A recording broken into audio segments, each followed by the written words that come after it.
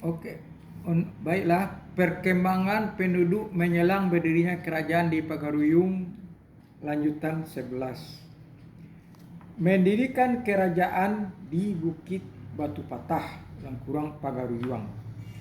Berangkatlah dari Pariangan Padang Panjang ke Bukit Batu Patah sebanyak 7 orang laki-laki dan 7 orang perempuan.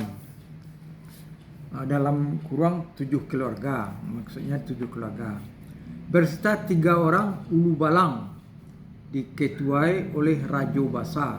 Rajo Basa adalah keturunan dari staf kerajaan dari Pariang Padang Panjang yang kawin dengan salah seorang anak dari keturunan putri, dalam kurang Reno Alam, yang berempat di Periangan yang bertempat di Periangan Padang Panjang.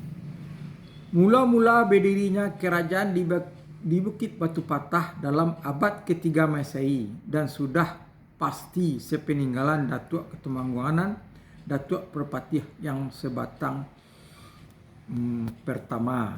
Maksudnya sudah pasti sepeninggal Datuk Ketumangguanan Datuk Perpatih Sebatang yang pertama. Datuk Ketumangguanan Datuk Perpatih Sebatang yang hidup waktu mulai berdirinya kerajaan di Bukit Batu Patah adalah yang ke-6 atau ke-7 kalinya. Jadi Datuk Perpatih yang ke-6, Jawik Bajawik yang ke-6 atau yang ke-7 dari Datuk Perpatih yang pertama 1, 2, 3, 4, 5, 6, 7 atau keturunan ke-7 atau gelar ke-7 dari Datuk Perpatih. Waktu mulai mendirikan kerajaan di Bukit Batu Patah, daerah-daerahnya belum seluas yang diungkapkan di atas. Hanya meliputi daerah-daerah sekitar Gunung Merapi, Gunung Singalang, Gunung Talang, Gunung Sago, sampai ke Gunung Pasaman. Setelah kerajaan di Bukit Batu Patah mempunyai bahasa 4 balai dan datangnya Adi Tuarman Langkurung abad ke-14 dan masuknya agama Islam, maka kerajaan Bukit Batu Patah bertambah besar dan masyhur. Sebelum kerajaan Bukit Batu Patah berdiri, telah ada seorang raja di Bukit Batu Patah. Dalam Tambo disebut Raja Ara dan di Pagaruyung disebut orang juga Indra Maharaja atau Sultan di Kubang. Bekas perumahan Raja Ara itu masih ada di Bukit Batu Patah, demikian juga kuburannya. Raja Ara waktu masih berkuasa sangat keras pemerintahnya dan kemudian ditundukkan oleh Raja Basa yang datang dari Periangan Padang Panjang. Raja Ara itu keturunan dari Raja Andra, maksudnya Raja Ara itu keturunan dari Raja Andra. Memerintah hampir 250 tahun dengan 30 keturunan di bagian selatan India Muka dan mundurnya kerajaan Andra. Dan mundurnya kerajaan Andra dalam abad ketiga Masehi, Raja Andra menganut agama Buddha dan nama Bodhi. Raja Ara itu kemudian datang dari Sultan Maharaja Diraja yang mendarat di Gunung Merapi.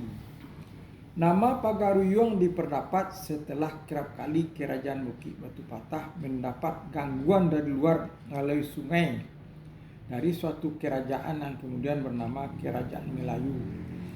Didirikanlah pagar arah ke selatan Sungai Emas dengan Ruyung Rumbia.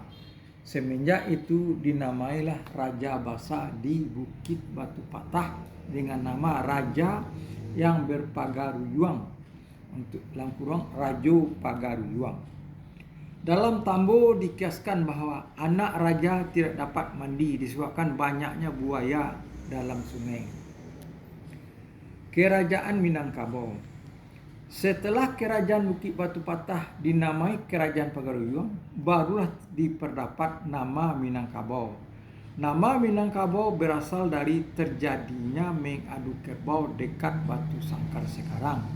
Di sini ada sebuah tempat sekarang nama sebuah kewalian yang bernama Minangkabau, yaitu tempat terjadi mengadu kerbau kurang lebih 3 km dari Batu Sangkar. Ada juga yang mengatakan bahwa asal usul nama Minangkabau dari Pinangkabau atau negeri asal, atau dan dari Mainangkabau atau memelihara kerbau. Tetapi menurut bukti-bukti yang ada ternyata dari mengadu kerbau. Minang adalah tanduk anak kerbau yang dibikin diberi besi, bercabang dan runcing. Mengadu kerbau itu terjadi setelah angkatan perang dari kerajaan Sriwijaya datang yang sebelumnya telah menaklukkan kerajaan Melayu di Jambi dalam abad ke-8 Masehi. Karena kedatangan angkatan perang Sriwijaya itu benar besar dan kuat, maka untuk menghindari pengorbanan yang mungkin banyak, maka kerajaan Pagaruyung mengadakan perundingan dengan kerajaan Sriwijaya dan menghasilkan mengadu kerbau sajalah. Karena telah diputuskan untuk mengadu kerbau, kerajaan Pagaruyung mencari kerbau ke seluruh pelosok. Tidak ada kerbau yang dapat menandingi besar badan kerbau Sriwijaya. Dalam suatu mufakat yang dirahasiakan, maka diadakanlah anak kerbau sedang hendak menyusu, diberi tanduk besi untuk runcing dan lambang beri puah. Kerbau yang erat anak kerbau itu masih ditutup saja dalam kandang, katakan dalam tempat untuk adu kerbau itu. Persangkaan Sriwijaya bahwa kerbau yang ditutup itulah kerbau yang besar pula dari kerajaan Pagaruyung. Akhirnya pada hari yang telah ditentukan, kerajaan Sriwijaya mengeluarkan kerbaunya yang bertubuh besar dan kerajaan Pagaruyung mengeluarkan anak kerbau yang erat menyusu itu. Setelah anak kerbau itu keluar, langsung mengejar kerbau besar itu untuk menyusu. Akhirnya kerbau yang besar itu lari karena sundulan kepala anak kerbau yang hendak menyusu. Kemudian angkatan perang Sriwijaya kembali ke kerajaan Melayu di Jambi.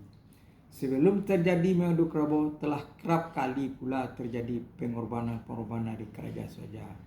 Untuk mendapatkan kerajaan Pagaruyung dengan membawa kayu, dan untuk mendapatkan kerajaan Pagaruyung dengan membawa kayu, supaya ditentukan mana yang ujung dan mana pangkalnya. Menyuruhkan burung yang serupa, upaya ditentukan mana yang jantan dan mana yang betina.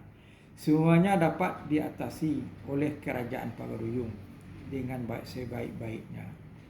Waktu itu pula lah terjadilah Saluk Timbo, seperti yang telah diuraikan dalam penamaan penghulu filsafat pakaian penghulu di Minangkabau. Ditawati Saluk Timbo pakaian bangsawan kurang Minang. Dek bijak diniat nan baduo dirobah bantu deta datang. Dibuka gugua deta datang disame jadi Saluk Timbo. Kok gapuak lama tak tabuang, dek pandai alam santosonyo. Setelah dilakukan mengadu kerbau itu, kerajaan Pagaruyung disebut dan terkenal dengan kerajaan Minangkabau. Hal yang seperti ini tidak mengherankan, karena pada kerajaan-kerajaan lain zaman dahulu pernah juga terjadi dengan main catur saja antara raja dengan raja atau panglima dengan panglima untuk menentukan kalah atau menang suatu kerajaan demi keselamatan jiwa rakyatnya masing-masing. Sampai waktu saat itu batas-batas kerajaan Minangkabau berikut.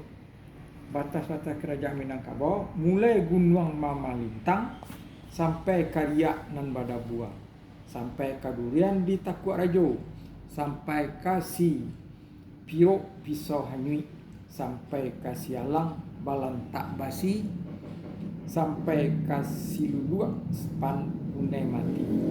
Sampai ke Bunuang patah 9, sampai ke Tarata ayah hitam, sampai ke Sasak ayah bangi, hingga ke India pintu rajo, sampai ke Sugandi Silunggandi Mudia.